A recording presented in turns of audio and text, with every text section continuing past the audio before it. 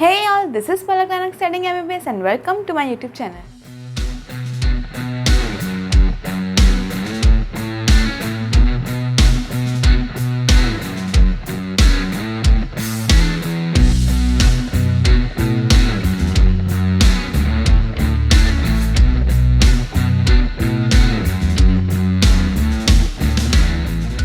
आज हम कंटिन्यू करेंगे सेकेंड लेक्चर के बायोकेमिस्ट्री बायोमॉलिक्यूल्स के।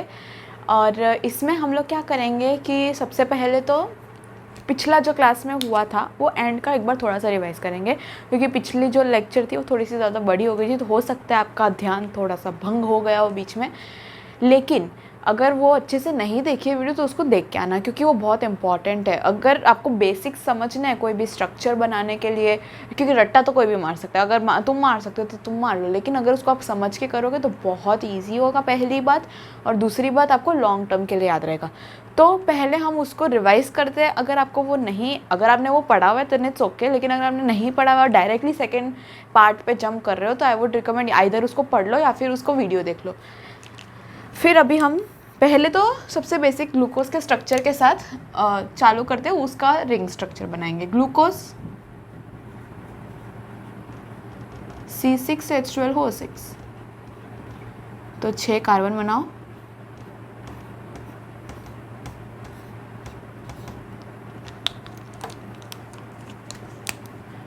नंबरिंग करो। ऐसे नंबरिंग बाद में करते हैं, पर क्योंकि ऐसे मुझे इजी लगता है इसलिए पहले मैं कर देती हूँ।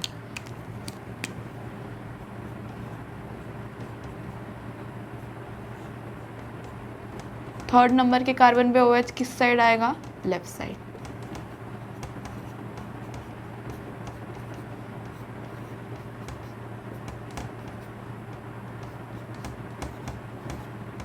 अब हमको क्या करना है? हमको करना है इसका रिंग स्ट्रक्चर बनाने का काम। तो वो कैसे होगा? हम लोगों को ये दिख रहा है कि यहाँ पे O is more electronegative than C, तो यहाँ पे डेल्टा नेगेटिव, यहाँ पे डेल्टा पॉजिटिव आएगा। इधर भी सेम, हाइड्रोजन और ऑक्सीजन में ज़्यादा नेगेटिव है ऑक्सीजन, तो डेल्टा नेगेटिव, इधर आएगा डेल्टा पॉजिटिव। तो अब हमने क्या देखा, ये डेल्टा पॉजिटिव है, ये डेल्टा नेगेटिव है, तो हमारा जो हाइड्रोजन भाई साहब है वो इस ऑक्सीजन को धोखा देके इस ऑक्सीजन के पास चले जाएंगे, और ये भी अपनी जगह एक्सचेंज कर लेंगे दोनों। तो क्या बनेगा हमारा स्ट्रक्चर? और एक और चीज़, अब क्योंकि ये हाइड्रोजन इसके साथ चला जाएगा तो ये 2 बॉन्ड है, ऑक्सीजन 2 ही बॉन्ड बनाएगा, वो 3 बॉन्ड तो नहीं बनाएगा। तो इसका एक बॉन्ड तोड़ देगा और इस हाइड्रोजन के साथ एक बॉन्ड बना लेगा। अब ये ऑक्सीजन और ये कार्बन अभी अकेले हो गए, इसका एक बॉन्ड खाली हो गया, इसका एक बॉन्ड खाली हो गया, तो ये दोनों बॉन्ड बना लेंगे। यानी कि कैसा स्ट्रक्चर बनेगा?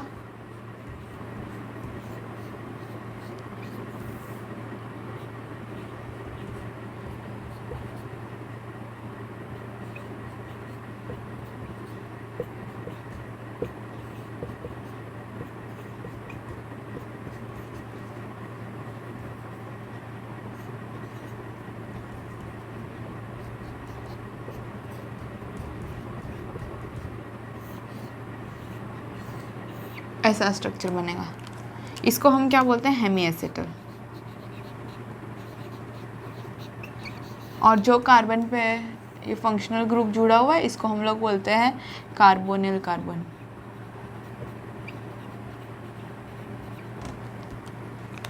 तो हमने क्या क्या किया इसमें फिर से रिपीट करती हूँ। सबसे पहले तो हम लोग ने स्ट्रक्चर जो नॉर्मल ग्लूकोज का होता है वो बनाया। फिर हमने देखा कि दोनों जगह पे ऑक्सीजन की इलेक्ट्रोनेगेटिविटी ज़्यादा है, तो दोनों जगह डेल्टा नेगेटिव आया, बाकी कार्बन और हाइड्रोजन पे डेल्टा पॉजिटिव आया। तो ये डेल्टा नेगेटिव, ये डेल्टा पॉजिटिव एक दूसरे को अट्रैक्ट किया। अब उससे क्या होगा, यहाँ पे हाइड्रोजन है वो इधर चला गया, इधर जाने की वजह से इधर एक बॉन्ड है वो खाली हो गया, और ये H इधर जाके छूट गया, तो यहाँ का एक बॉन्ड भी खाली हो जाएगा क्योंकि वो हटा देगा इस बॉन्ड को। तो इधर का एक बॉन्ड और इधर का एक बॉन्ड की कमी होने की वजह से ये दोनों देखेंगे, अच्छा मेरे पास भी नहीं है, तेरे पास भी नहीं है, चलो हम दोस्त बन जाते हैं। तो ये दोनों दोस्त बन जाएंगे, तो यहाँ का बॉन्ड बन जाएगा, ये O जो है वो C के साथ बॉन्ड बना लेगा, और यहाँ पे ये दोनों की एक्सचेंज होती है। ये बना हमारा स्ट्रक्चर, जो कि स्टेबल नहीं होगा ऑब्वियसली, ऐसा स्ट्रक्चर किसको रहना पसंद करेगा, इसलिए ये अपने आप को कन्वर्ट कर देगा 6 मेंबर्ड रिंग में। तो हम वो बनाएंगे अभी।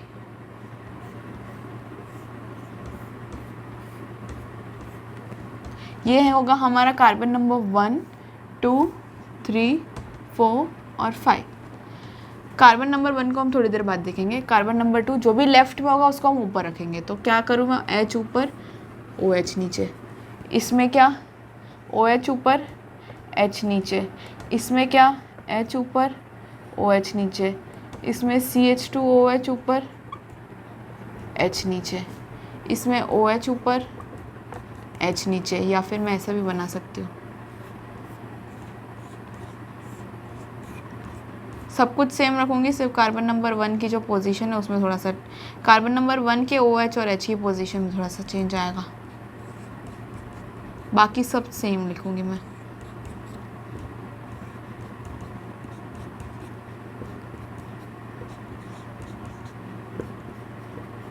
अगर ये याद हो जाता है ना तो बहुत अच्छी बात है। मैं तो रिकमेंड करूँगी याद ही कर लो, तो क्या फ़ायदा होता है। इसमें OH और OH अपोजिट साइड में है, इसमें OH और OH सेम साइड में है। तो जब OH और OH अपोजिट साइड में होते हैं तो उसको हम लोग बोलते हैं अल्फ़ा, और जब OH और OH सेम साइड में होते हैं तो उसको बोलते हैं हम बीटा। सॉरी, OH और OH सेम साइड पे होते हैं तो उसको हम बोलते हैं अल्फ़ा, और अपोजिट साइड में होते हैं तो उसको बोलते हैं बीटा। और ये बीटा डी ग्लूकोज या अल्फ़ा डी ग्लूकोज, क्योंकि इस स्ट्रक्चर का नाम क्या है, डी ग्लूकोज। हेमी का नहीं, वो जो हमने पहले सिर्फ ब्लू से जो बनाया हुआ है वो है हमारा डी ग्लूकोज। तो इस वजह से जो रिंग स्ट्रक्चर बना हुआ है बीटा डी ग्लूकोज। एक और मैंने आपको लास्ट लेक्चर में बताया था, वो है फ्रक्टोज। वो भी मैं एक बार रिवाइज करवा देती हूँ। काम करते हैं, फ्रक्टोज को थोड़ा सा बाद में करेंगे, पहले ग्लूकोज के ही दोनों भाइयों को निपटा देते हैं, एक मैनोज और एक गैलेक्टोज। तो पहले हम स्टार्ट करते हैं मैनोज से।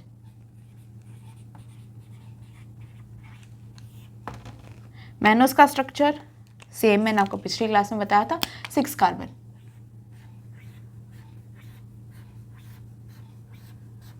पहले कार्बन पे होगा एल्डिहाइड,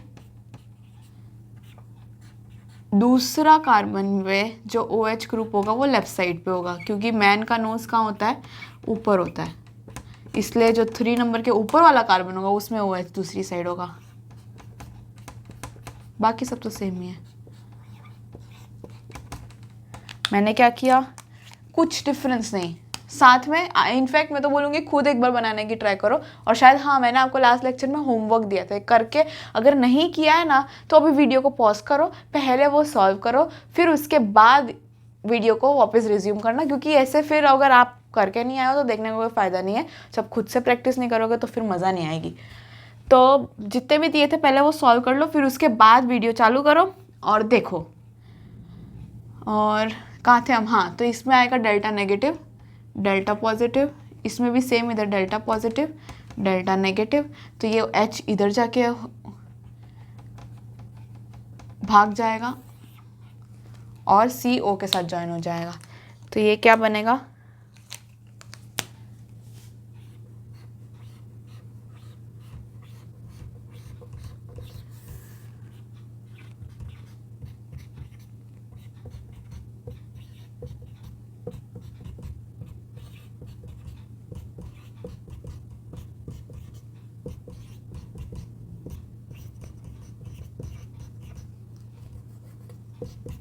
इधर भी पोजीशन चेंज हो जाएगी। ये बना, एक चीज़ भूल गए हम मतलब मैं, बोलोगे मैंने तो बनाया है, आपने नहीं बनाया। फिर अब हम बनाएंगे इसका रिंग स्ट्रक्चर। इसका रिंग स्ट्रक्चर भी 6 कार्बन का होना चाहिए, क्योंकि दिख रहा है 1 2 3 4 5 6 मेंबर रिंग होनी चाहिए, दिख रही है 6 चीज़ें। तो सेम हम भी वही काम करेंगे जो ये हमारा स्ट्रक्चर हमको बोलेगा करने के लिए। ये 1 2 3 4 5 और ये ऑक्सीजन। तो सेकेंड वाले का क्या है, OH ऊपर H नीचे। थर्ड वाले का क्या है, OH ऊपर H नीचे। फोर्थ वाले का क्या है, H ऊपर OH नीचे। और इसका CH2OH ऊपर H नीचे। इसमें हम मान लेते हैं कि OH ऊपर H नीचे, हम बीटा बनाते हैं। अब आपने देखा होगा अगर ग्लूकोज का स्ट्रक्चर है उसमें सिर्फ इस कार्बन पे चेंज है, इसका OH नीचे है, H ऊपर है। तो अगर आपको ग्लूकोज का स्ट्रक्चर याद है और आपको ये भी पता है मैनोज में OH और H की पोजीशन चेंज होती है, तो आप ये इजीली कर लोगे, आपको इतना बड़ा मेथड लेके जाने की ज़रूरत ही नहीं पड़ेगी, है ना। तो इसलिए समझना हमको ज़्यादा ज़रूरी है। रट्टा तो कोई भी मार लेगा, रट्टा तो कोई भी नहीं मार सकता वैसे इन जनरली बात करो तो।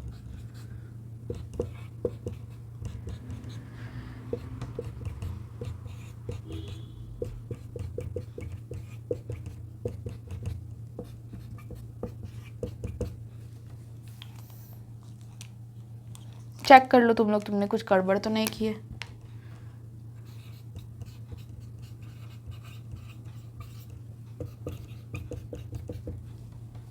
देख लो। चलो अब हम स्टार्ट करते हैं अगले से, गैलेक्टोस। ये भी मैंने आपको बोला था बना के आने के लिए। तो आप सिर्फ क्या करोगे, रीचेक करोगे। बनाना अभी नहीं, सिर्फ रीचेक करना, और अगर गलत है तो करेक्ट करना है। 6 carbon, double bond O H, aldehyde लगा दिया। अब इसमें थर्ड वाला जो है उसमें OH तो लेफ्ट में आएगा ही, ऑब्वियस है। लेकिन इसमें जो फोर्थ OH है वो लेफ्ट में आएगा, और मैनोज में सेकंड वाला लेफ्ट में आता है। मैं क्या करूँगी, delta negative, delta positive, delta positive, delta negative, ये जाएगा इधर, और ये दोनों करेगा एक्सचेंज। क्या बनेगा,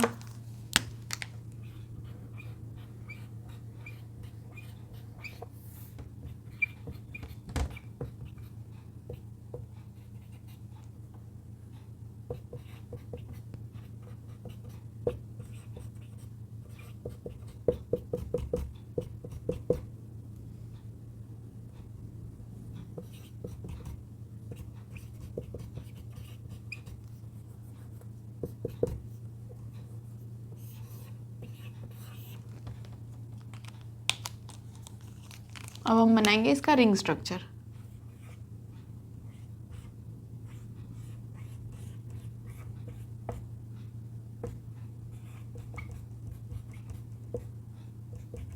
लेफ्ट वाले ऊपर, राइट वाले नीचे।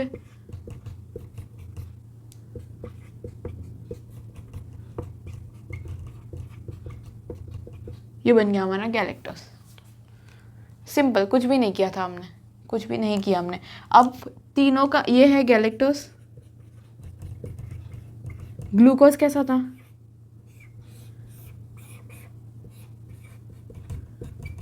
सेकेंड नंबर वाला सेम था, ये भी सेम था, ये ऑपोजिट था, और ये भी सेम था। ये है हमारा ग्लूकोज। अब मैं बनाऊंगी मैनोज, बनाओ खुद। सेकेंड वाला इससे अलग था, क्योंकि सेकेंड वाले पे OH अपोजिट साइड आता है। थर्ड वाला तो ऑब्वियसली OH अपोजिट साइड आता है, और फोर्थ वाला नॉर्मल। ये बन गया हमारा मैनोज। तीनों में डिफरेंस बहुत बहुत माइन्यूट है, तो आपको इजीली समझ में आएगा। अब हम चालू करते हैं फ्रुक्टोज के साथ। वो भी मैंने पिछली क्लास में बता दिया, एकदम क्विक 2 मिनट में रिवीजन करेंगे, और फिर राइबोज और डीऑक्सीराइबोज का भी मैंने आपको बताया था, वो भी करेंगे। चलो लेट्स स्टार्ट विथ फ्रक्टोज का स्ट्रक्चर। फ्रक्टोज अगेन 6 कार्बन, लेकिन इसमें क्या होता है, कीटोन ग्रुप। तो हम कीटोन ग्रुप बनाएंगे। 4 हो गए।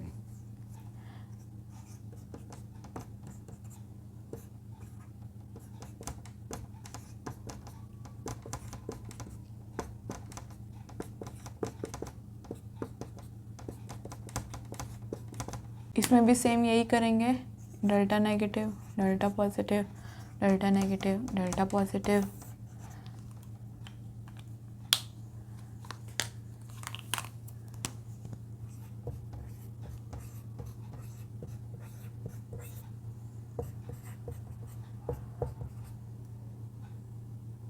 या इधर डायरेक्टली CH2OH लिख सकते हैं।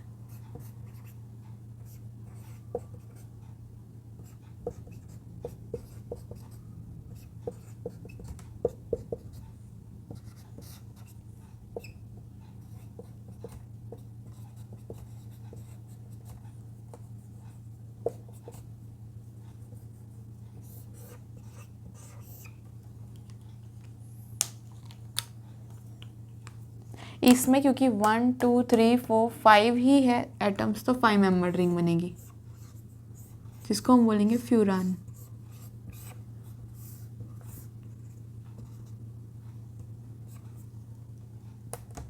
CH2OH और OH।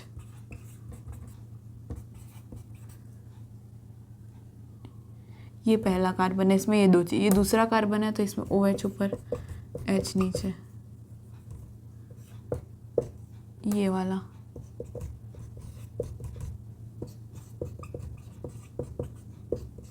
क्योंकि इसमें CH2OH दोनों साथ में, तो ये क्या है, अल्फा फ्रुक्टोज।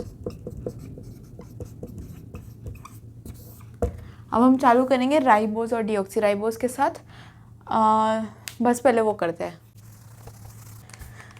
तो अगर आपको राइबोज और डीऑक्सीराइबोज का चेन स्ट्रक्चर बनाना है तो उसके लिए आपको पहले क्या आना चाहिए, उसका अगर साइकिल वाला स्ट्रक्चर बनाना है तो उसके लिए आपको पहले क्या आना चाहिए, उसका चेन स्ट्रक्चर। तो पहले हम देखेंगे चेन स्ट्रक्चर किस किस का देखेंगे। एक राइबोज ऑब्वियसली, दूसरा डीऑक्सीराइबोज, ये भी ऑब्वियसली, और तीसरा राइब्यूलोज। ये 3 के हम स्ट्रक्चर अभी देखेंगे। तो अगर आपने पिछली बार वाली जो टेबल है वो बनाई है तो राइबोज में कितने नंबर ऑफ कार्बन एटम्स होने चाहिए, देख के बताओ, और याद है तो बहुत अच्छी बात है। 5 कार्बन वाला जो चेन होगी वो राइबोज की होगी। राइबोज किस में आएगा, एल्डिहाइड ग्रुप में आएगा कि कीटोन ग्रुप में आएगा, वो आएगा एल्डिहाइड के ग्रुप में। तो चलो एक एल्डिहाइड का फंक्शनल ग्रुप बना दो, हो गया बस। अब बाकी जो भी बची जगह, राइट में OH, लेफ्ट में H, इसमें ग्लूकोज जैसा कोई नाटक नहीं है।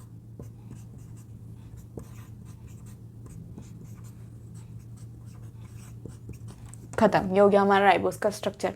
अब हमको डीऑक्सीराइबोज बनाना है। तो मैंने आपको पिछली बार भी बोला था कि आपको क्या करना है, डीऑक्सीराइबोज, मतलब राइबोज में से क्या करना है, डीऑक्सी, ऑक्सीजन को निकाल देना है। पर कहाँ से निकालोगे आप, कार्बन नंबर 2 से निकालोगे आप ऑक्सीजन को। तो यहाँ से ऑक्सीजन अगर निकाले तो मतलब कौन सा वाला ऑक्सीजन निकलेगा, ये वाला। तो बस इसको निकाल दो और बाकी सारा स्ट्रक्चर सेम बना दो। पहले कार्बन पे एल्डिहाइड, दूसरे कार्बन पे दोनों साइड OH, तीसरे कार्बन पे राइट में OH, लेफ्ट में H, चौथे कार्बन पे भी राइट में OH, लेफ्ट में H, पांचवें कार्बन तो CH2OH। ये हो गया हमारा डीऑक्सीराइबोज का स्ट्रक्चर। सिंपल, कुछ भी रॉकेट साइंस नहीं है। अब अगर राइब्यूलोज का स्ट्रक्चर देखें तो वो अगेन आप टेबल में देखो कि कितने कार्बन का है। सबसे पहले 5 कार्बन, तो बनाओ 5 कार्बन, 5 कार्बन बना है। अब कौन सा फंक्शनल ग्रुप लगेगा, कीटोन ग्रुप, वो भी लगा दिया। बाकी बची हुई जितनी जगह वहाँ पे राइट में OH, लेफ्ट में H, राइट में OH, लेफ्ट में H और CH2OH। ख़त्म, बन गया राइब्यूलोज भी। कुछ भी डिफ़िकल्ट नहीं था, तीनों समझ में आया आपको। इसमें हम 5 कार्बन एल्डिहाइड और बाकी सब जगह पे राइट में OH, लेफ्ट में H, 5 कार्बन एल्डिहाइड, सेकंड पे से O हटा दिया, डीऑक्सी हो गया, और 5 कार्बन कीटोन, बाकी सब राइट में OH, लेफ्ट में H। सिंपल, खत्म, तीनों स्ट्रक्चर हो गए। अब हम इन दोनों चेन स्ट्रक्चर के हम बनाएंगे रिंग स्ट्रक्चर। सेम, इसमें भी हम सेम चीज़ करेंगे, delta negative, delta positive, delta negative, delta positive. ये इधर जाएगा और ये इधर से इधर शिफ्ट होगा और हम मज़े से बनाएंगे इसका स्ट्रक्चर।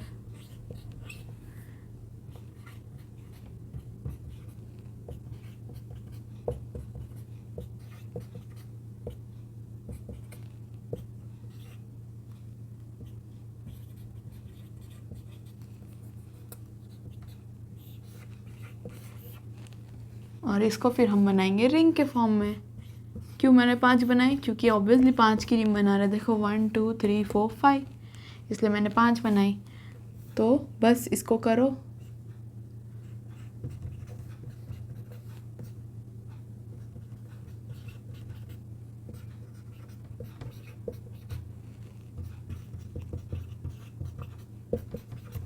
अब इसी से डायरेक्टली मुझे डीऑक्सीराइबोज बनाना हो तो मैं क्या करूँगी, सिर्फ क्या करना है, सेकंड नंबर वाला जो कार्बन है ना उस पे से हमको ऑक्सीजन हटाना है। सेकंड नंबर वाला कार्बन कौन सा, ये वाला, यानी कि ये वाला। तो इस पे से ये ऑक्सीजन हटाना है, सिर्फ हाइड्रोजन रखना है। तो बस सिमिलर होगा। इसका स्ट्रक्चर आपको याद रहना चाहिए क्योंकि ये न्यूक्लिक एसिड में भी काम आता है। दोनों राइबोज और डीऑक्सीराइबोज न्यूक्लिक एसिड में भी काम आता है। आगे 12th में मॉलिक्यूलर बेसिस ऑफ इनहेरिटेंस, उसमें भी हम डीएनए पढ़ेंगे। हर जगह डीएनए वाली जगह पे बहुत काम आता है। तो आप इसका स्ट्रक्चर याद ही कर लोगे तो आपके लिए अच्छा रहेगा। अगर आप स्कूल में जाते हो, डमी नहीं है आपका, जस्ट इन केस, और आप एग्ज़ाम देने का सोच रहे हो तो उसमें भी क्वेश्चन भी आ सकता है कि स्ट्रक्चर ऑफ डीएनए में कैसा स्ट्रक्चर होता है, और डीऑक्सीराइबोज का स्ट्रक्चर, ये सब आ सकता है, पॉसिबिलिटीज़ है। नीट में आने के चांसेस थोड़े कम है, मुझे ऐसा लगता है, बट वो भी आ सकता है, यू नेवर नो, कुछ भी आ सकता है।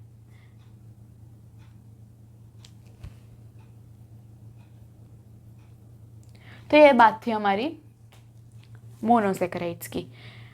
ये नॉर्मल मोनोसेकेराइड्स है। अब हम क्या करेंगे, डिराइव्ड मोनोसेकेराइड्स, मतलब कि नॉर्मल जो कार्बोहाइड्रेट है वो है, बस अपनी मर्जी से जी रहे, लेकिन वो थोड़ा सा डिराइव हो जाएंगे ना तो वो कुछ और बन जाएंगे। जैसे कि ये रहा हमारे पास एग्जांपल, हमारे पास राइबोस था, हमने थोड़ी सी मॉडिफिकेशन की, खाली सेकेंड नंबर के कार्बन से ऑक्सीजन हटाया, इतनी सी मॉडिफिकेशन से थोड़ा सा डिराइव किया हमने उसको, तो वो एक नया ही कुछ कंपाउंड बन गया जिसको हमने बोला डीऑक्सीराइबोस। ऐसे ही और कुछ कंपाउंड्स होते हैं जो कि डिराइव्ड मोनोसेकेराइड्स होते हैं, जैसे कि अमाइनो शुगर अगर हो तो फिर ग्लाइकोसामाइन। और भी मैं बताती हूँ, पहले इसको रब कर देती हूँ। So let's start with derived monosaccharides.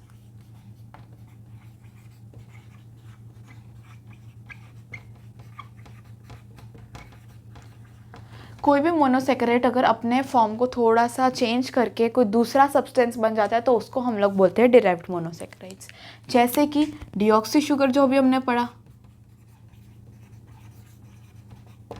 दूसरा अमाइनो शुगर जिसका एग्जाम्पल है ग्लाइकोसामाइन। क्या लिख रही हूँ, एक और एग्जाम्पल है शुगर एसिड, यानी एसिड के साथ शुगर, तो वो है ग्लूकुरोनिक एसिड या फिर एस्कॉर्बिक एसिड, बहुत कॉमन है। इसके अलावा होता है शुगर अल्कोहल, शुगर और अल्कोहल जिसका एग्जाम्पल है mannitol. Mannitol is present in brown algae, अगर आपको याद हो तो, या फिर आपने पढ़ा हो तो प्लांट किंगडम में।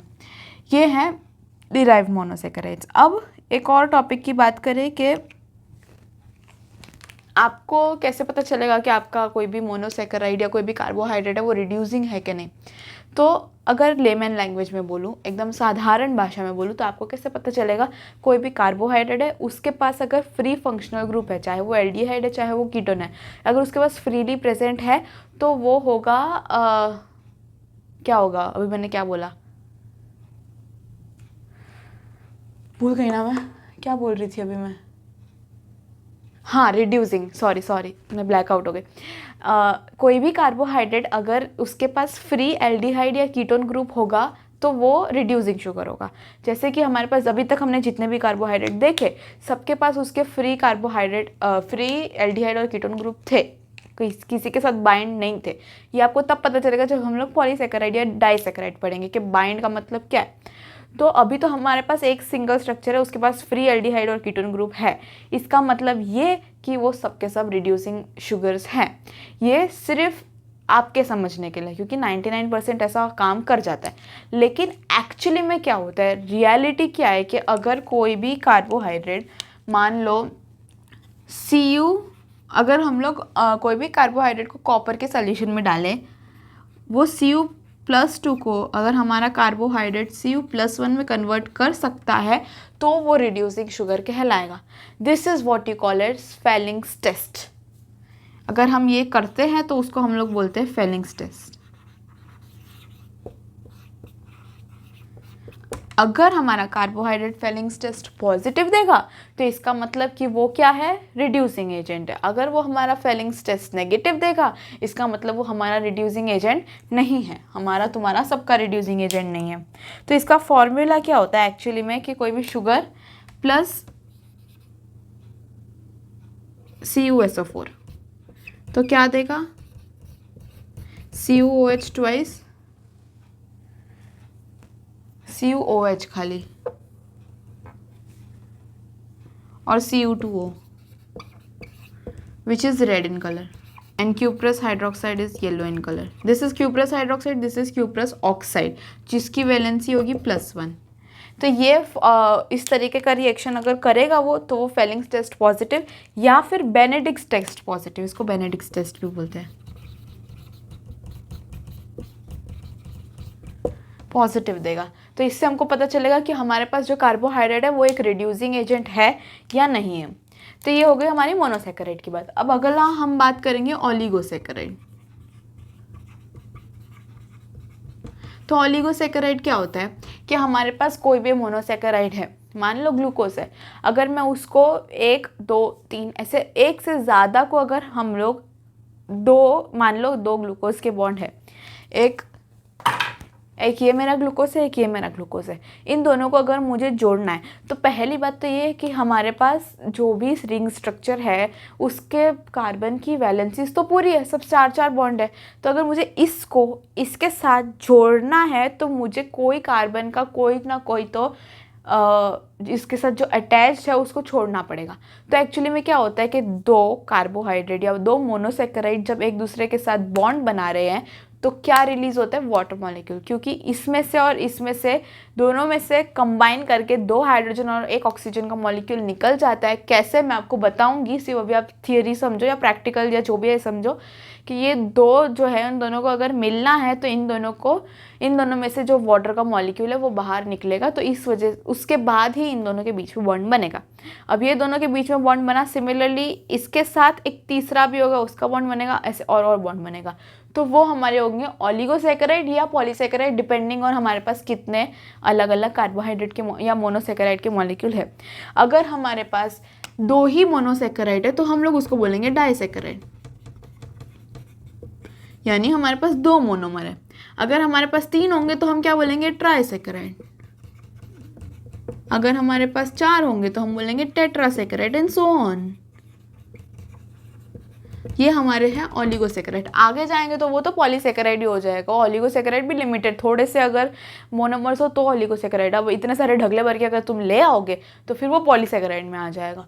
और ये कैसे बनते हैं, ये कैसे निकलता है वाटर का मॉलिक्यूल, उसको अभी हम पढ़ेंगे। अलग अलग ओलिगोसेकेराइड के स्ट्रक्चर के साथ सारे स्ट्रक्चर हम पढ़ेंगे, बहुत मज़ा आएगा।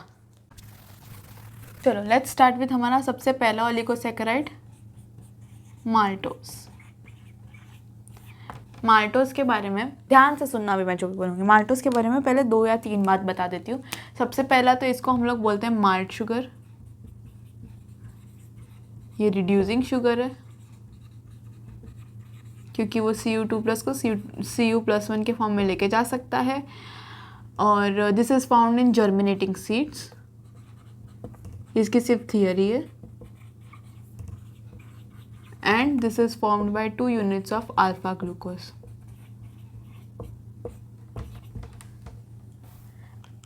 देखो अभी तक हमने जो भी पढ़ा ना वो सब बहुत बेसिक, बहुत ऐसे लॉजिक बनाने के लिए था कि ठीक है तुमको थोड़ा सा बता दिया। चांसेस उसमें से क्वेश्चन आने के कम है। क्वेश्चन कहाँ से आएगा, अब जो मैं पढ़ा रही हूँ वहाँ से आएगा। वो मैंने अभी तक मोनोसेकेराइड जो भी इतना सारा पढ़ा है वो आपका बेस बनाने के लिए, वो आपको लॉजिक बताने के लिए बताया है, लॉजिक बनाने के लिए बताया है कि आपको अब जो मैं बताऊँ वो सब समझ में आए कि एक्चुअली में चल क्या रहा है। क्वेश्चंस बहुत ज़्यादा प्रोबेबिलिटी है कि ओलिगोसेकेराइड पॉलीसेकेराइड से ज़्यादा है, इन्यूलिन से आता है, सेल्यूलोज से आता है, उसके इसके माल्टोज किस चीज़ से बना है। अब मैंने बोला 2 अल्फा ग्लूकोज से बने, तो ये आपको याद रहना चाहिए कि alpha glucose plus alpha glucose. ये खाली बायो में नहीं, केमिस्ट्री की बायोमोलिक्यूल्स वाला जो चैप्टर है उसमें भी सेम टू सेम, ऐसा कुछ अलग नहीं है, सेम क्वेश्चन आता है आपको। बायो का और केमिस्ट्री का जो बायोमोलिक्यूल्स का चैप्टर है वो बिल्कुल सेम है, एक्सेप्ट कि केमिस्ट्री में कार्बोहाइड्रेट के जो कुछ आई गेस 4-5 रिएक्शन है वो एक्स्ट्रा है, बाकी सब ऑलमोस्ट एकदम सेम है। तो आपको क्या है, एक ही चैप्टर से 2 जगह की कवरेज मिल रही है। तो ये बहुत एक तो इम्पॉर्टेंट चैप्टर है। दूसरी बात कि इसमें भी कार्बोहाइड्रेट में क्या इंपॉर्टेंट है अब जो मैं पढ़ाऊंगी। मोनोसेकेराइड तो ठीक है इंपॉर्टेंट है बट उतना नहीं जितना ओलिगो और पॉलीसेकेराइड है। तो अभी तक नहीं सुना है तो पहली बात तो सुन लेना चाहिए था, तुम कितने बड़े बेवकूफ़ हो यार। दूसरी बात, थोड़ा बहुत कम समझ में आया अगर तो इट्स ओके, अगर तुमने नहीं समझा तो अलग बात है, लेकिन अगर कम समझ में आया इट्स ओके। अब एकदम अच्छे से ज़्यादा समझना। अब जो मैं पढ़ाऊंगी वो हो सकता है कि थोड़े फैक्चुअल चीज़ें ज़्यादा हो और लॉजिकल चीज़ें थोड़ी कम है, क्योंकि लॉजिकल सब खत्म हो चुका है। तो अब मैं आपको बताऊंगी कि माल्टोज क्या है। माल्ट शुगर है, वो एक रिड्यूसिंग शुगर है, आपको ये याद रखना है। इसमें अब मैं क्या कर सकती हूँ, खाली इतना मैं बता सकती हूँ कि माल्टोज माल्ट है तो उसको माल्ट शुगर बोलते हैं। रिड्यूसिंग, अब मैं आपको बोल देती हूँ कि कार्बोहाइड्रेट्स जो है मोस्टली सब रिड्यूसिंग है, बहुत लिमिटेड ऐसी चीज़ें जो नॉन रिड्यूसिंग है, जैसे कि सुक्रोज जो मैं आगे पढ़ाऊँगी। तो बस मेनली तो सब नॉन रिड्यूसिंग है, मेनली तो सब रिड्यूसिंग है, जो नॉन रिड्यूसिंग है वो आप याद रखोगे तो आपको ज़्यादा ईजी रहेगा। अब 2 ग्लूकोज की यूनिट से बनता है, तो ग्लूकोज की 2 अल्फा अब मैंने आपको बोला था कि अगर आपको याद रहेगा तो बहुत ज़्यादा इजी हो जाएगा वो स्ट्रक्चर, अगर याद रहेगा या आप मेंटली भी उसको अगर सोच के सिर्फ इमेजिन करके भी बना पा रहे हो, स्टिल इट्स फाइन। तो हम बनाएंगे अभी माल्टोज का स्ट्रक्चर। तो माल्टोज बनाने के लिए हमने जो डाइजेस्टिव सिस्टम में आज तक बचपन से हम पढ़ते आए हैं, उससे हमको क्या पता है कि 2 ग्लूकोज के मॉलिक्यूल माल्टेज के प्रेजेंस में माल्टोज बना सकते हैं। तो अब हम बनाएंगे 2 अल्फा ग्लूकोज के स्ट्रक्चर एक्चुअली। तो आई वुड रिकमेंड खुद से बनाओ, एटलीस्ट अल्फा ग्लूकोज का स्ट्रक्चर दोनों खुद से बनाओ, फिर आगे मैं बताती हूँ।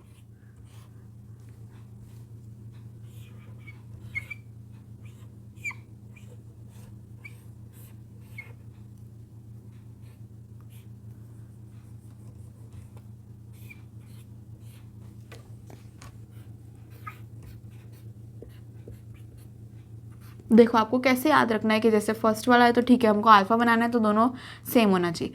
सेकेंड वाले में क्या है, OH कहाँ होता है, राइट साइड में, तो वो नीचे आएगा। थर्ड वाले में OH लेफ्ट में होता है।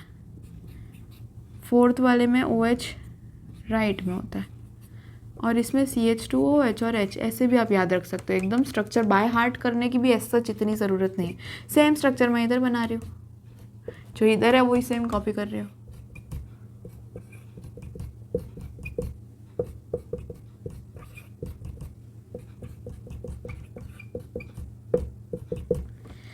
ये बन गए हमारे 2 मॉलिक्यूल्स अल्फा ग्लूकोज के। अब अगर आप देख रहे हो तो ये है ना, जुड़ेंगे कैसे मैं आपको बताती हूँ। ये 2 कार्बन यूज़ होंगे, ये वाला और ये वाला, तभी ये जुड़ेगा। तो मैं क्या करूँगी, यहाँ से एक हाइड्रोजन और यहाँ से 2 ऑक्सीजन निकालूंगी। जैसा कि मैंने बोला था कि 2 अगर मेरे को मॉलिक्यूल जोड़ने हो तो कुछ तो बॉन्ड टूटने पड़ेंगे, तो जाके ये 2 मॉलिक्यूल के बॉन्ड बन पाएंगे। तो हम यहाँ पे 2 हाइड्रोजन और 1 ऑक्सीजन के बॉन्ड तोड़ेंगे, तो हमें दिखेगा कि हमारे पास जो वाटर मॉलिक्यूल है वो बाहर आ गया। तो हमारा स्ट्रक्चर कैसा बनेगा माल्टोज का,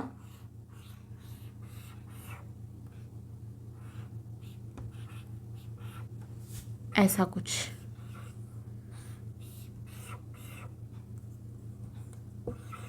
समझ रहे हो मैंने क्या किया, आपको समझ में आया? मैंने सिर्फ 2 हाइड्रोजन और 1 ऑक्सीजन का मॉलिक्यूल निकाला और इसको ऑक्सीजन को इसके साथ ज्वाइन कर दिया। तो ऊपर क्या, इधर हाइड्रोजन है, H OH OH H H OH CH2OH H, same H OH H OH OH H, इधर ऊपर H, नीचे का OH तो गायब है, और CH2OH और H। ये बन गया हमारा माल्टोज का स्ट्रक्चर। बिल्कुल इजी, कुछ इससे इजी हो ही नहीं सकता, एकदम बढ़िया। हमने क्या किया, 2 अल्फा ग्लूकोज लिया, हमको दिख रहा था कि यहाँ पे 2 हाइड्रोजन और 1 ऑक्सीजन का मॉलिक्यूल निकल पा सक रहा है, जो कि आगे जाके क्या बना देगा, वाटर मॉलिक्यूल। तो वो वाटर हमने बाहर निकाल दिया और हमने ये 2 कार्बन को 1 ऑक्सीजन के बॉन्ड के साथ ज्वाइन कर दिया। ये बन गया हमारा माल्टोज का स्ट्रक्चर। सेम, बिल्कुल सेम चीज़ हमको बाकी सब कार्बोहाइड्रेट के मॉलिक्यूल्स में करनी है, कुछ अलग नहीं है, सेम टू सेम। खाली इसको अच्छे से समझ लोगे ना तो आगे के सब बन जाएगा। आगे लॉजिक कुछ इतना लगाना ही नहीं है, आगे सिर्फ उसके ऐसे कैरेक्टरिस्टिक्स वगैरह याद रखने हैं, किससे बना है वो सब याद रखना भी इंपॉर्टेंट है। हर कोई मॉलिक्यूल किस किस चीज़ से बना है, जैसे ये किससे बना है, 2 अल्फा ग्लूकोज के मॉलिक्यूल से। अभी याद कर लो, बात के लिए मत छोड़ना कि मैं वीडियो खत्म होगी फिर बुक देख के बाद में आराम से करूँगा या करूँगी, ऐसा नहीं। अभी के अभी याद करो, माल्टोज किस 2 चीज़ से बनता है, अल्फा ग्लूकोज। अब ये जो 2 मॉलिक्यूल्स के बीच में जो बॉन्ड बना है, इंपॉर्टेंट है सुनना। ये जो 2 मॉलिक्यूल्स के बीच में बॉन्ड बना है, इसको हम लोग बोलते हैं ग्लाइकोसिडिक बॉन्ड। क्योंकि ये हम लोग कार्बोहाइड्रेट पढ़ रहे हैं इसलिए ग्लाइकोसिडिक बॉन्ड है। अगर हम आगे जाके प्रोटीन में जैसे 2 सेम स्ट्रक्चर के बीच में अगर बॉन्ड बनाएंगे तो वो पेप्टिक बॉन्ड हो जाएगा। वो छोड़ो, उसकी बात नहीं करनी। अभी हम लोग देखेंगे सिर्फ कार्बोहाइड्रेट, स्लोली आगे बढ़ेंगे, नहीं तो फिर बहुत कन्फ्यूजन होगी। तो ग्लाइकोसिडिक बॉन्ड, अब कैसा ग्लाइकोसिडिक बॉन्ड है, ये कौन सा नंबर ऑफ कार्बन है? देखो पहली बात तो अल्फा, क्योंकि अल्फा ग्लूकोज है। ये कौन सा नंबर ऑफ कार्बन है, 1। ये कौन सा नंबर ऑफ कार्बन है, 1 2 3 4। तो किसके बीच में बॉन्ड बना है, 1 4 ग्लाइकोसिडिक बॉन्ड। ये इस बॉन्ड का नाम है। चलो नेक्स्ट स्टार्ट करते हैं हमारा दूसरा ओलिगोसैकेराइड से, या फिर प्रिसाइसली डाइसैकेराइड से, जो है लैक्टोज। बहुत बार सुना होगा आप लोग ने इसको। Lactose is also known as milk sugar. अब आप इसको कैसे याद रखोगे? पता है बहुत लोग आजकल बहुत ऐसा ट्रेंडी चल रहा है, बहुत फैंसी चल रहा है कि आई एम लैक्टोज इंटॉलरेंट, मैं डेयरी नहीं ले सकता जो भी है। तो वो क्या है, लैक्टोज को टॉलरेट नहीं कर सकता। इसका मतलब क्या है, वो मिल्क को टॉलरेट नहीं कर सकता। इसका एक्चुअल मतलब यही है, मिल्क के अंदर जो लैक्टोज प्रेजेंट होता है वो किसी भी इंसान के अगर पेट में जाके गड़बड़ कर रहा है, वो नहीं काम ही नहीं कर रहा है, वो इनटॉलरेबल है किसी भी कारण की वजह से, वो आपको जानने की ज़रूरत नहीं है। तो वो इंसान वो क्या है, लैक्टोज इंटॉलरेंट है, उससे टॉलरेट ही नहीं हो रहा है वो लैक्टोज, इसलिए इसको बोलते हैं मिल्क शुगर, क्योंकि मिल्क में प्रेजेंट होता है। अब इतना याद रह गया। ये बनता है beta galactose plus beta glucose से। हमारा माल्टोज किससे बन रहा था, 2 अल्फा ग्लूकोज से। अब ये किससे बन रहा है, एक बीटा गैलेक्टोज और एक बीटा ग्लूकोज से। अब आई वुड रिकमेंड खुद से बनाओ, इतना मुश्किल नहीं है, इजीली बनेगा। फिर उसको रीचेक कर लेना, पॉज करो वीडियो, बनाओ। और अगर बना दिए तो फिर अभी, और नहीं बना के देख रहे हो तो फिर बहुत पीटोगे, पीटूंगी।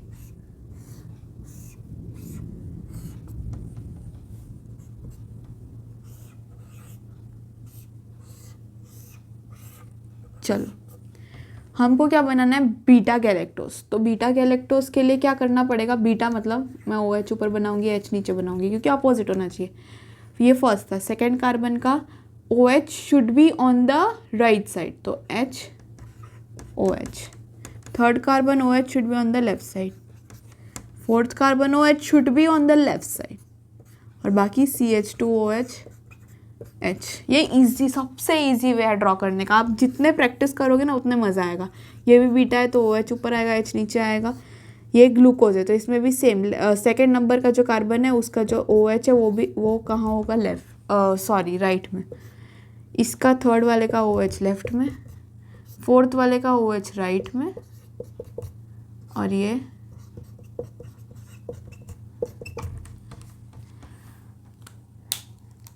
अब मेरे को एक बात बतानी है आपको कि आपने देखा कि हमने इधर क्या बनाया है, बीटा गैलेक्टोज, लेकिन यहाँ पे OH सेम जगह आ गया।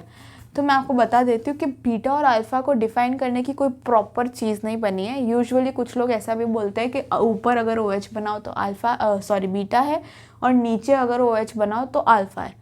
तो ये भी काफ़ी, ये ज़्यादा जगह चल जाता है। तो अगर आपको उस तरीके से याद रखना है तो आप उस तरीके से भी रख सकते हो, नहीं तो आप ऑपोजिट वाला करना है तो ऑपोजिट भी कर सकते हो। उससे खास उतना कुछ फ़र्क पड़ेगा नहीं इसमें, लेकिन हाँ पड़ा, क्योंकि हम लोग ने देखा कि OH इधर सेम आ रहा है, उस हिसाब से तो अल्फ़ा होना चाहिए, बट लेकिन नहीं है, वो है बीटा। अब हमको क्या करना है कि एक हाइड्रोजन और 2 ऑक्सीजन निकालने हैं, 2 हाइड्रोजन और 1 ऑक्सीजन निकालना है। अब अगर आपने होशियारी मारी कि ये हाइड्रोजन और ये ऑक्सीजन हाइड्रोजन ये हाइड्रोजन निकाल देते हैं और मज़े करते हैं, तो ऐसा बिल्कुल भी नहीं है। आपको सिर्फ OH वाले से निकालने, जैसे मान लो मैंने OH यहाँ से निकाला और H यहाँ से निकाला, यहाँ का H नहीं निकालना है, यहाँ का H निकालना है जिसके साथ ऑक्सीजन जुड़ा हुआ है। अब जो हमारा जो स्ट्रक्चर बनेगा वो क्या बनेगा पहले देख लेते हैं।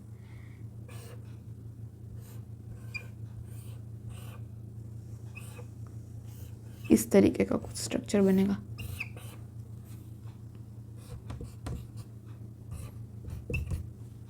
तो ये है हमारा, क्या है ये, लैक्टोज।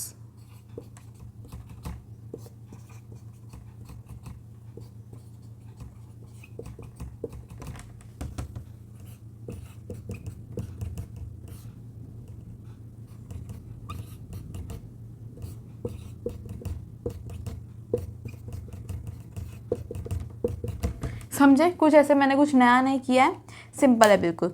अब इस बॉन्ड का नाम आपको क्या लगता है क्या होगा? देखो, क्योंकि ये दोनों बीटा है, चाहे गैलेक्टोज और ग्लूकोज हो, इसलिए बीटा। किस किस के बीच में हो रहा है, फर्स्ट और फोर्थ कार्बन सेम, तो बीटा 1 4 ग्लाइकोसिटिक बॉन्ड या ग्लाइकोसिटिक लिंकेज। सिंपल, कुछ मुश्किल नहीं था, एकदम सिंपल सा बताया। लैक्टोस जो कि मिल्क शुगर है, क्योंकि वो मिल्क के अंदर प्रेजेंट होता है। लैक्टोस से आपको वो बहुत ही ज़्यादा ऐसे ट्रेंडी और ऐसे बहुत ट्रेंड के साथ चलने वाले ऐसे लोग याद आ जाएंगे कि नहीं भाई, क्योंकि अभी लैक्टोस इंटॉलरेंट बहुत चल रहे हैं, इसलिए सब लोग लैक्टोस इंटॉलरेंट बन रहे हैं। तो ये किससे बनता है? बीटा गैलेक्टोस बीटा ग्लूकोज से। तो मैंने बीटा गैलेक्टोस का स्ट्रक्चर बनाया, बीटा ग्लूकोज का स्ट्रक्चर बनाया, दोनों को मिला दिया by removal of water molecule, और फिर इस बॉन्ड को क्या बोलेंगे? Beta 1,4 glycosidic bond. Let's start with sucrose, which is important. तो सुक्रोज के बारे में लिखूं तो sucrose is a cane sugar.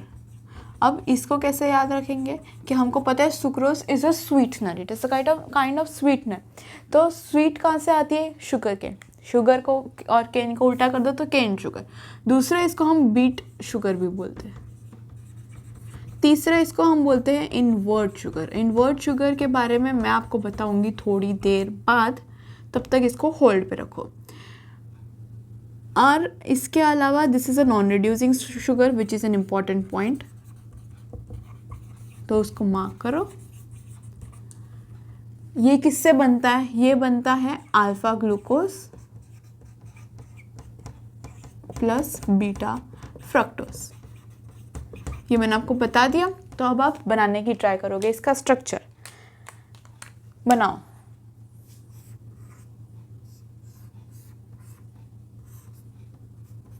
ये थोड़ा सा वियर्ड लगेगा क्योंकि एक 6 मेंबर रिंग है, एक 5 मेंबर रिंग है, बट आप बना पाओगे। बनाओ।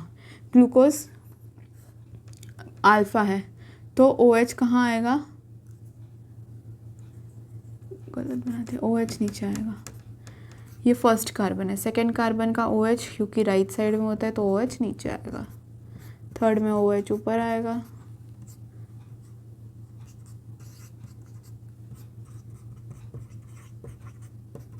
ये हो गया ग्लूकोज। अब हम बनाएंगे फ्रक्टोज। इसमें हमको क्या बनाना है? बीटा, तो यानी आएगा ऊपर। सेकेंड वाला, थर्ड OH ऊपर,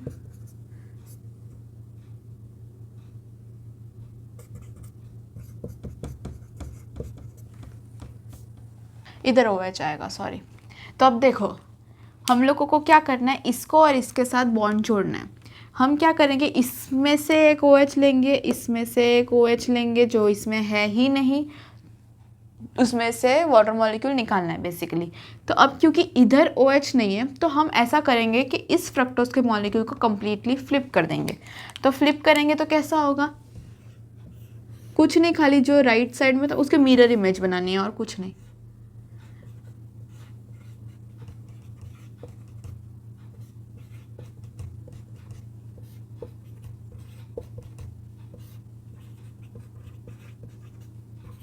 समझे? कुछ भी गड़बड़ इसमें, कुछ भी प्रॉब्लम? हमने क्या किया? अल्फा ग्लूकोज का स्ट्रक्चर बनाया, बीटा फ्रक्टोज का स्ट्रक्चर बनाया, और बीटा फ्रक्टोज के स्ट्रक्चर को खाली फ्लिप कर दिया। तो अब इसका हमारे पास कोई काम नहीं है। तो हम क्या करेंगे, इसका H और इसका OH को हम निकाल देंगे in the form of water molecule, और फिर इस स्ट्रक्चर को जोड़ देंगे। तो क्या बनेगा? ये मैं एक्स्ट्रा चीज़ें नहीं लिखूंगी, वो आप लिख देना।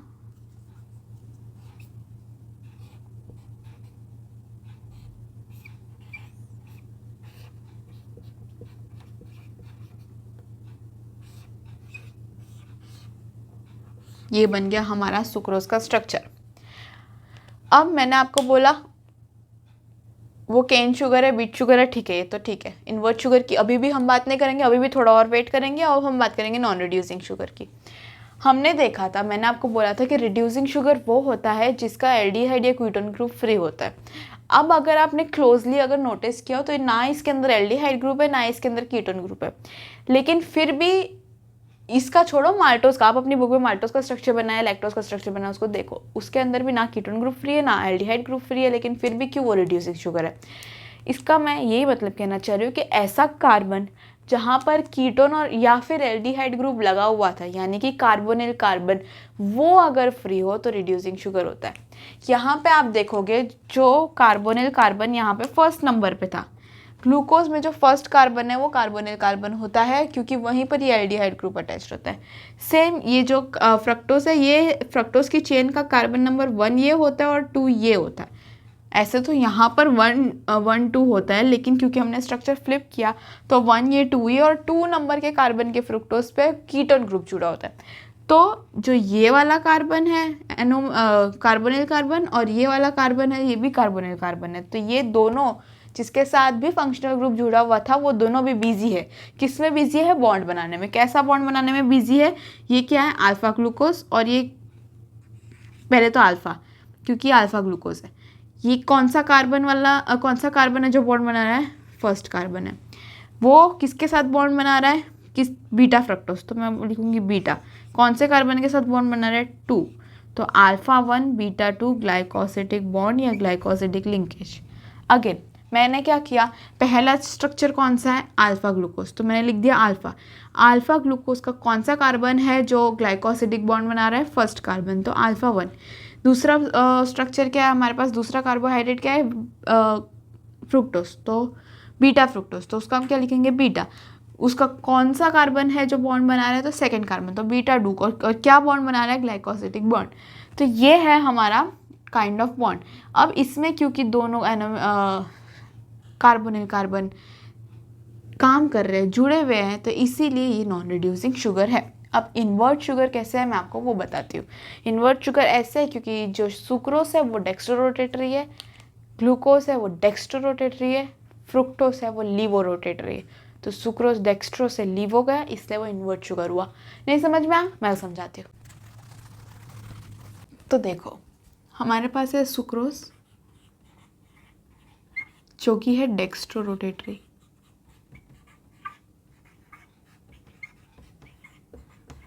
अभी मैंने पूरा वर्ड लिखा है, आगे मैं रोटेटरी नहीं लिखूंगी। डेक्स्ट्रो रोटेटरी का क्या मतलब है कि ऐसा कोई सब्सटेंस जो कि प्लेन पोलराइज्ड लाइट को राइट साइड में अगर डेविएट करेगा तो वो हुआ डेक्स्ट्रो रोटेटरी, जो कि है हमारा सुक्रोज। अब अगर हम लोग उसको सुक्रेज दें एंजाइम, या फिर उसको इन्वर्टेज भी बोलते हैं इसी कारण की वजह से, क्योंकि वो बताती हूँ। Sucrose will convert into glucose plus galactose, ये तो ग्लूकोज प्लस फ्रुक्टोज ऑब्वियसली, क्योंकि ये दोनों ही मिलके सुक्रोज बना रहे थे, तो अब टूटेगा तो यही दोनों चीज़ बनेगी। जो ग्लूकोज होता है वो डेक्स्ट्रो रोटेटरी होता है, बहुत बढ़िया, इससे अच्छी बात क्या हो सकती है। लेकिन जो फ्रुक्टोज होता है वो होता है लीवो रोटेटरी। देखो अगर हमारे पास दो कंपाउंड है, एक ग्लूकोज और एक फ्रुक्टोज, अगर ग्लूकोज कोई भी प्लेन पोलराइज लाइट को लेफ्ट साइड में राइट साइड में डेविएट कर रहा है, फ्रुक्टोज क्या कर रहा है? लेफ्ट साइड में डेविएट कर रहा है। अगर ये लाइट है जिसमें एक लेफ्ट में डेविएट कर रहा है एक राइट में डेविएट कर रहा है, तो लॉजिकली देखा जाए तो सीधी चली जानी चाहिए वो लाइट। फिर एक फोर्स राइट में लग रहा है एक फोर्स लेफ्ट में लग रहा है, लेकिन वो सीधी नहीं जाती है। पहली बात तो गलत कि एक राइट में डेविएट हो रहा है एक लेफ्ट में डेविएट होता है तो सीधी चली जाए, ऐसा नहीं होता। दूसरी चीज़ मैं आपको बता दूं कि डिग्री ऑफ डेविएशन भी होता है। जैसे कि अगर प्लेन पोलराइज बहुत फंबल हो रहा है, प्लेन पोलराइज लाइट है वो लेफ्ट में जो डेविएट हो रही है, जो फ्रुक्टोज कर रहा है उसका एंगल ज़्यादा होता है एज़ कम्पेयर टू ग्लूकोज जो राइट में डेविएट कर रहा है। इसका मतलब आप ऐसे समझो कि एक इंसान जा रहा है, उसको अगर इंसान जा रहा है, इंसान ए फॉर एप्पल इंसान जा रहा है, दूसरा बी वाला इंसान उसको राइट की तरफ खींच रहा है, सी वाला इंसान उसको लेफ्ट की तरफ खींच रहा है। जो बी वाला इंसान है उसका फोर्स ज़्यादा है एज़ कम्पेयर टू सी वाला, तो चांसेस तो यही है कि ए जो इंसान है वो बी की तरफ ज़्यादा जाएगा, वो वहाँ डेविएट होगा। उस हिसाब से देखा जाए तो फ्रक्टोज का जो डेविएशन होता है वो ज़्यादा होता है, तो सुक्रोज लीवर रोटेटरी होना चाहिए, लेकिन वैसा भी नहीं है। हमको सिर्फ इतना याद रखना है कि सुक्रोज जो कि डेक्स्ट्रो रोटेटरी है वो कन्वर्ट होता है फ्रुक्टोज में जो कि लीवो रोटेटरी है। तो क्योंकि सुक्रोज जो कि डेक्स्ट्रो रोटेटरी है वो कन्वर्ट हो रहा है अल्टीमेटली लीवो रोटेटरी में, इसलिए उसको हम लोग बोलते हैं इन्वर्ट शुगर। क्यों? क्योंकि इसका काम है इन्वर्जन करना। अब सारे जो कार्बोहाइड्रेट्स है वो डेक्स्ट्रोरोटेटरी होते हैं एक्सेप्ट फ्रुक्टोज, यहीं पे है जो एक्सेप्शन है। इस वजह से भी ये इंपॉर्टेंट पॉइंट बनता है सुक्रोज वाला कि ये इन्वर्ट शुगर है, डेक्स्ट्रोरोटेटरी से कन्वर्ट हो रहा है लिवर रोटेटरी में, और यूजुअली क्या सारे ही के सारे carbohydrates are dextrorotatory except for fructose. अब क्योंकि फ्रुक्टोज इतना स्पेशल है तो उसके बारे में हम कुछ पॉइंट्स पढ़ेंगे। Fructose is the sweetest sugar, सबसे स्वीट होता है, इसको हम लोग बोलते हैं फ्रूट शुगर। ऐसा क्यों? क्योंकि ये सभी फ्रूट्स में प्रेजेंट होता है, present in all fruits. Fruits में जो भी स्वीटनर प्रेजेंट होता है वो है फ्रुक्टोज, एक्सेप्ट ऑब्वियसली क्योंकि फ्रुक्टोज एक एक्सेप्शन है तो उसके अंदर भी एक एक्सेप्शन होगा, ज़िंदगी इतनी आसान नहीं है। ग्रेप्स, ग्रेप्स के अंदर क्या होता है? ग्रेप्स के अंदर होता है ग्लूकोज, और क्योंकि सभी फ्रूट्स में फ्रक्टोज होता है लेकिन सिर्फ ग्रेप्स में ग्लूकोज होता है, इसलिए ग्लूकोज का एक और नाम है ग्रेप शुगर, कि भाई ये शुगर वो है जो ग्रेप्स के अंदर प्रेजेंट है। सिंपल इजी, ये है हमारा कैरेक्टरिस्टिक्स ऑफ फ्रक्टोज। इसके अलावा ट्री हेलोस, ये भी एक टाइप ऑफ डायसेकेराइड है जो कि बनता है अल्फा 1 ग्लूकोज से, यानी कि जो अल्फा ग्लूकोज है वो तो है, ठीक है, दूसरा जो अल्फा ग्लूकोज है उसको फ्लिप करेंगे हम तो 1 और 1 दोनों बाजू बाजू हमें आ जाएंगे, और वो जो बॉन्ड बनाएंगे वो है अल्फा 1 ग्लाइकोसिडिक लिंकेज, और ये वही बनाता है। इसकी आपको डिटेल जानने की ज़रूरत नहीं है, जिसकी डिटेल जाननी थी 3 चीज़ों की, माल्टोज लैक्टोज सुक्रोज, वही इनफ है, ये सिर्फ सुन लो। ट्री हेलोस कहाँ होता है? Present in haemolymph of insect. What is haemolymph? Haemolymph is the blood of insect जो कि वाइट कलर का होता है। अगला है सेल्यूलोबायोस,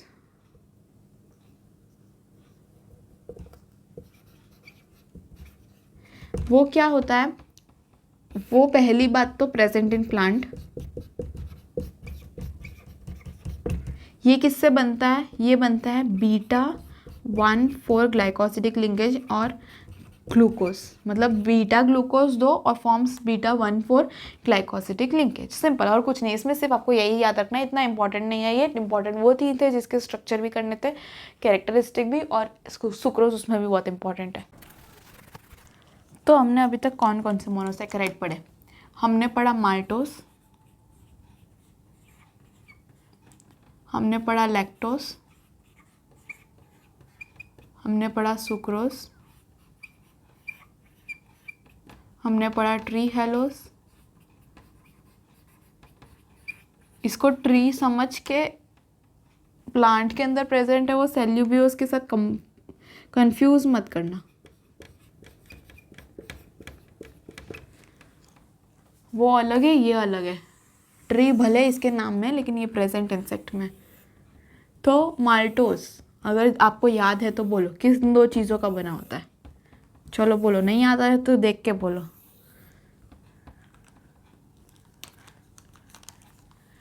ये बना होता है 2 अल्फा ग्लूकोज से, तो क्या लिखूँ मैं? Alpha glucose plus alpha glucose.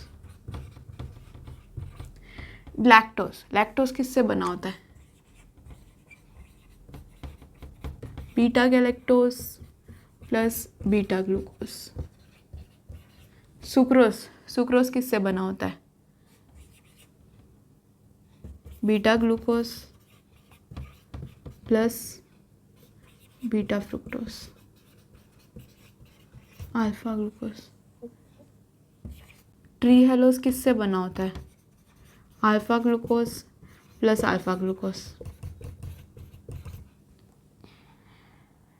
Cellobiose किससे बना होता है? Beta glucose plus beta glucose.